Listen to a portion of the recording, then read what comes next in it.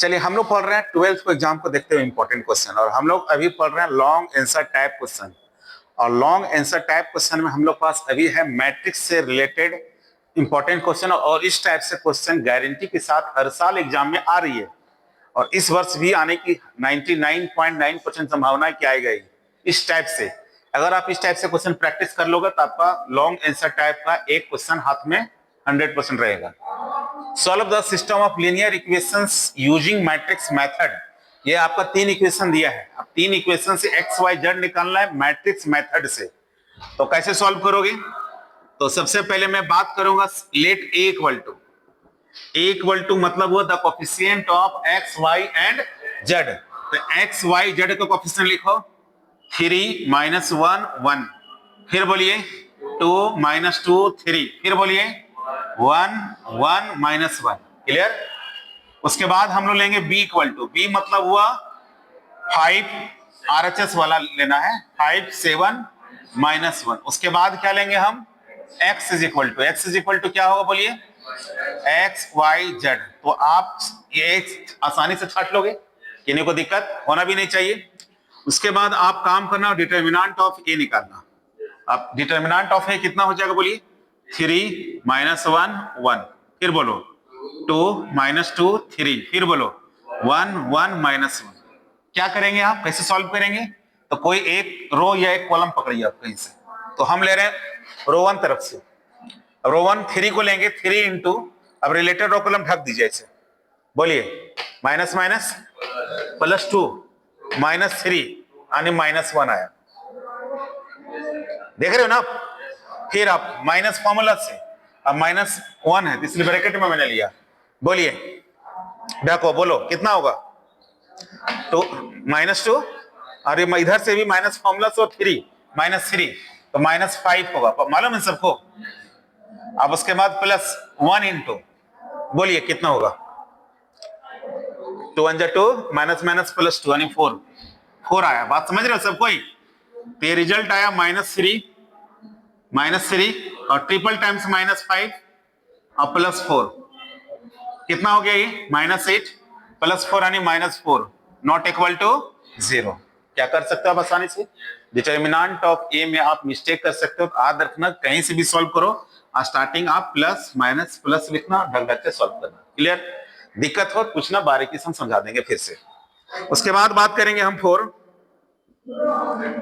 Cofactor of ए। चलिए देखिए क्या लेंगे हम। सबसे पहले C11 C12 C13, क्लियर? फिर लेंगे बोलो C21 22 23, क्लियर?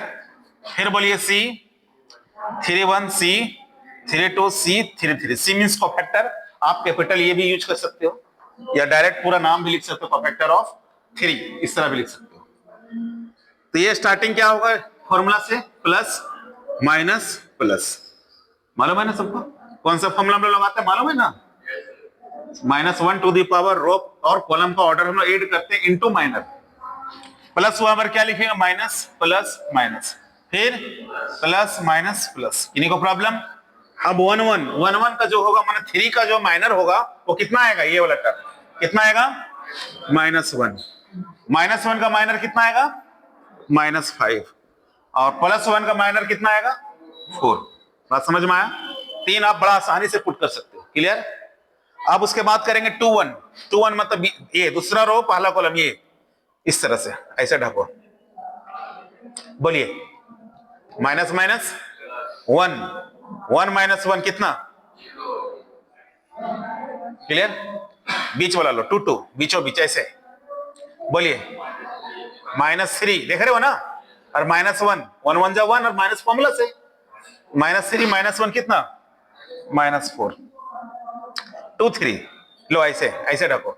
बोलिए 3 1 जा 3 और माइनस माइनस प्लस यानी 4। समझ रहे हो? कोई दिक्कत? अब आगे बढ़िए। किसका? बोलिए कितना होगा? -3 और माइनस माइनस +2 कितना बचेगा? -1 3 2। बोलिए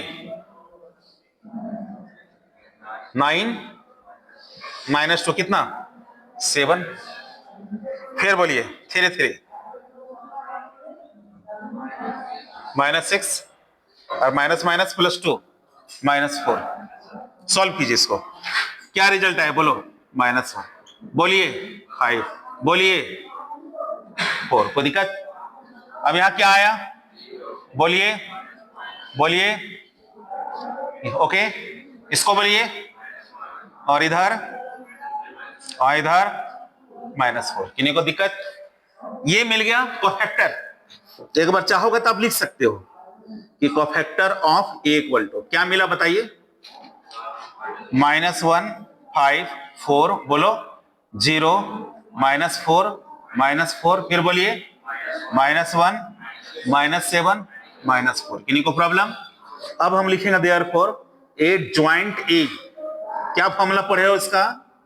आप पढ़े हो कोफैक्टर ऑफ ए का ट्रांसपोज।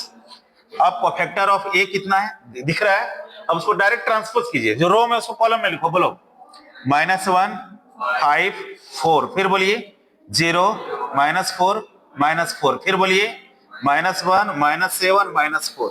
इन्हीं को प्रॉब्लम? ए ज्वाइंट मिल गया। अब क्या चाहिए हमको? A inverse. क्या चाहिए boss? Therefore a inverse is equal to 1 upon determinant of a into adjoint a. अब ये ए का डिटर्मिनेंट माइनस में है तो ये माइनस हम ऊपर लिखेंगे 1/4 और एडजॉइंट बोलिए क्या आया बोलो -1 0 -1। फिर बोलिए आराम से 5 -4 -7। फिर बोलिए 4 -4 -4। इन्हीं को प्रॉब्लम? ए इनवर्स मिल गया। अब लिखेंगे since we know that x is equal to, हम लोग फॉर्मूला पढ़े हैं ए इनवर्स b। अब बताइए x का वैल्यू बैठाओ x y z। ये -1/4 ए इनवर्स का बताओ, बोलिए सारा -1 0 -1। फिर बोलिए 5 -4 -7। फिर बोलिए 4 -4 इंटू b इक्वल टू बोलो 5 -1। क्या बात समझ में आया? अब यहां सॉल्व करें। देखिए -1/4 रहने दो। क्या करते हैं पता है ना, इस कॉलम को इस रो में हम लोग पुट करते हैं।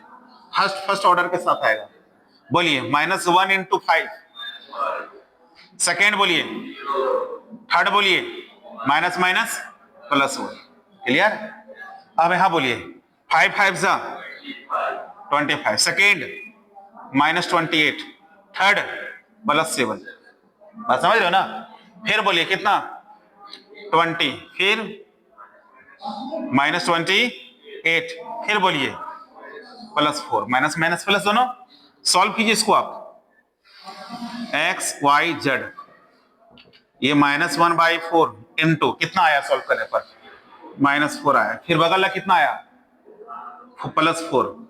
फिर नीचे कितना आया -4। अब सब में -1/4 से डिवाइड करो तो ये 1 आएगा, बगल में -1 और फिर 1। अब यहां से इक्वेटिंग करो। x is equal to 1, y is equal to -1 और z इज इक्वल टू 1। ये आंसर हो गया। तो खुश नहीं होना, पहले आप इस आंसर को चेक कर लेना मेरा सही है या गलत है। तो आप चेक कर लेना, चेक कर लेना। क्या करना, कोई भी किसी एक इक्वेशन एलएचएस पकड़ लो।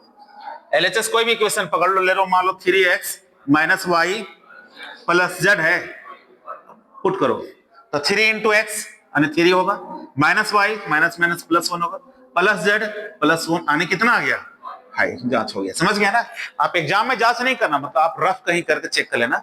आपका अगर सही है तो खुश होना, तो इससे क्या होगा आपका कॉन्फिडेंस बढ़ेगा और आगे सॉल्व करोगे। तो इस टाइप से क्वेश्चन अगर आपको अच्छा लग रहा है तो आपको मेरा वीडियो को लाइक और शेयर जरूर कर लें। Thank you.